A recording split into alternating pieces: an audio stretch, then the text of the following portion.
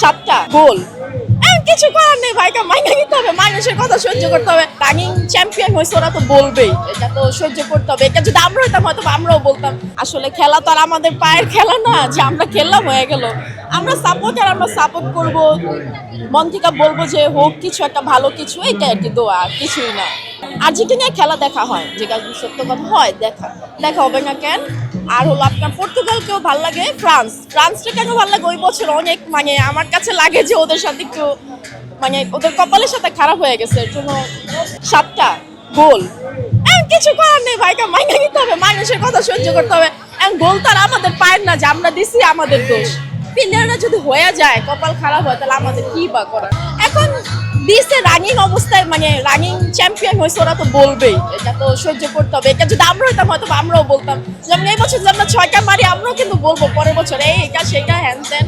So এটা কোনো বিষয় না। ব্রাজিলে নেইমার, বাকি